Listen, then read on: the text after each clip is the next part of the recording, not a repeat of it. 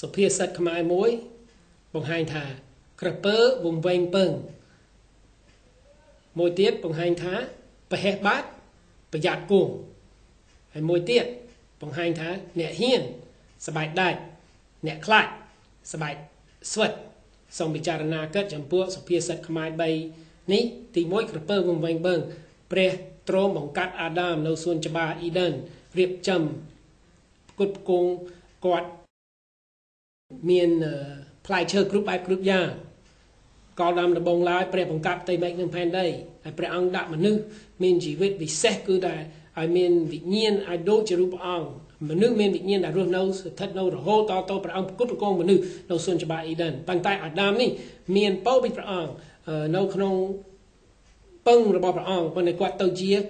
ក្រពើបង្វែងពឹងពី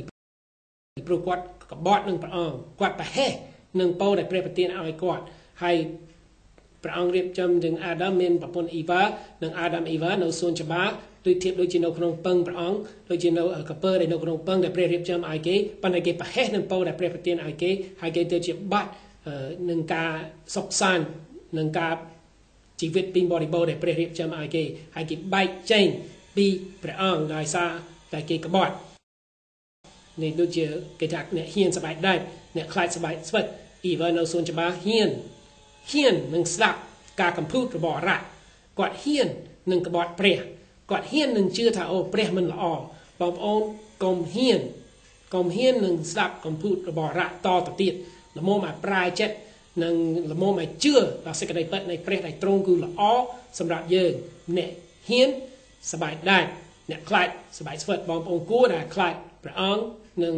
ប្រាយចិត្តឲ្យមានចិត្តថ្មីមួយដែលស្រឡាញ់ព្រះអង្គដូច្នេះព្រះអង្គបានប្រទានពរដល់យើងក្នុងការដែលព្រះអង្គរៀបចំឲ្យយើងមានវិញ្ញាណដែលអាចប្រកបជាមួយព្រះអង្គប៉ុន្តែដោយសារអាដាមនិងអ៊ីវ៉ាបែកចេញពីព្រះអង្គយើងទាំងអស់គ្នានៅផែនដីនេះកើតមកជាកូនជាចៅជាទូតជាលារបស់ផងអាដាមយើងជាអ្នកកើតមកក្នុងអំពើបាបយើងមិនបែកបង្រៀនកូនក្មេងឲ្យចេះធ្វើបាបនៅក្នុងពោះម្ដាយកូនក្មេងនឹងវាមាននិស្ស័យបាបទៅហើយបងប្អូនមាននិស្ស័យបាបតាមពីកើតមកធៀបដូចជាកងងាចេះយំងាវាបឡាំឪពុកម្ដាយហើយវាបឡាំតែមកចិត្តខ្ញុំឈឺអីតាមពិតមិនឈឺទេវាចឹងតែឲ្យមានគេចិត្តអញ្ចឹងវាកុហកតែម្យ៉ាងវិញទៀតវាមានវាធំហើយមានដែរអាចចាប់ស្អីមួយគឺថាវាក្មេងនឹងវាដឹងថារបស់នឹងមិនរបស់ខ្លួនឯងប៉ុន្តែវាចង់ចាប់របស់គេដូចខ្មែរថាមានដែរមានជើងតែមានដែរហើយចេះចាប់ហើយខំប្រឹងចាប់របស់តែមិនជារបស់ខ្លួនឯង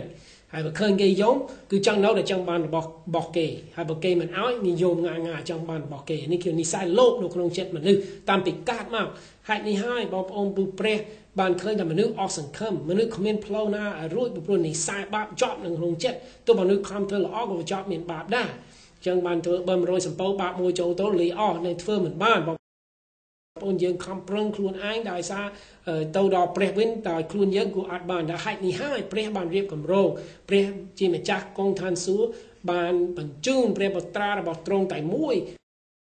បានចោះចេញពីឋានសួគ៌មកដល់ផែនដីនេះនេះព្រះរាជបុត្រារបស់ទ្រង់គឺព្រះយេស៊ូវគ្រីស្ទនេះឯងទ្រង់កើតមកពីនាងព្រហ្មចារីមកកើតនៅលោកីនេះដើម្បី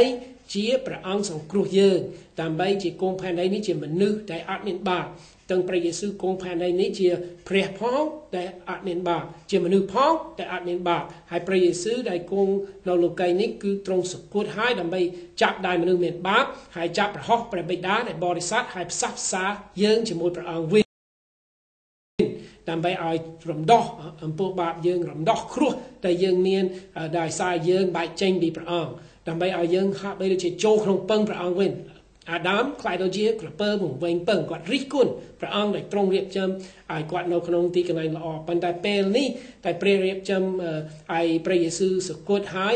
រស់ពីសគត់ឡើងវិញទ្រង់រៀបចំផ្សះផ្សាយើងជាមួយព្រះអង្គវិញទ្រង់ធានាឲ្យទោសអំពើបាបយើងហេតុនេះហើយព្រះអង្គរៀបចំផ្លូវឲ្យយើងស្គាល់ព្រះអង្គវិញអញ្ចឹងឥឡូវនេះជាពរពីព្រះអង្គអាចារ្យដែលព្រះអង្គរៀបផ្លូវឲ្យយើងព្រះអង្គរៀបស្ពានឲ្យយើងឆ្លងទៅឲ្យព្រះវិញ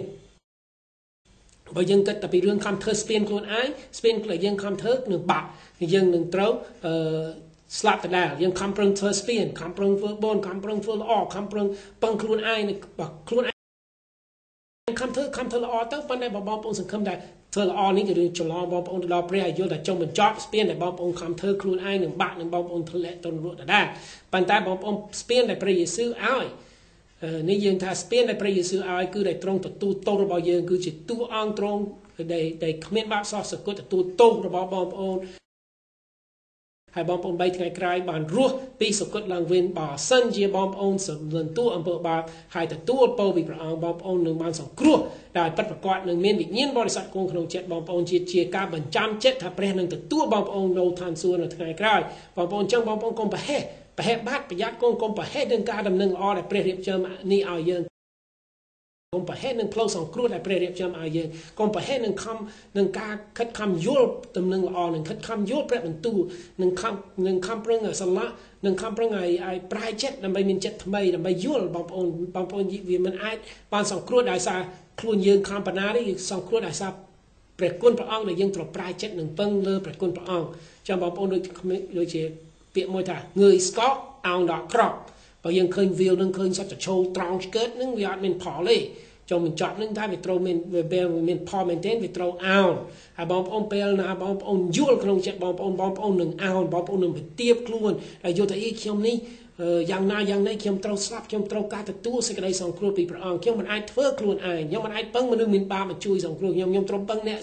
សុចរិតគឺព្រះយេស៊ូវគ្រីស្ទនេះឯងដែលទ្រង់សគត់ដើម្បីទទួលទោសខ្ញុំហើយខ្ញុំត្រូវមានជីវិតថ្មីដោយសារពរពីព្រះអង្គសូមអញ្ជើញបងប្អូនអធិដ្ឋានបែបនេះ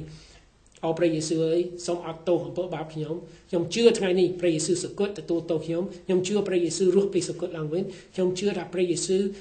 លាងបាបខ្ញុំបានខ្ញុំសូមប្រាជ្ញានឹងទទួលសេចក្តីសង្គ្រោះពីព្រះអង្គថ្ងៃនេះហើយខ្ញុំសូមឲ្យទ្រង់ជួយខ្ញុំយល់តទៅទៀតសូមអរគុណព្រះអង្គអាមែន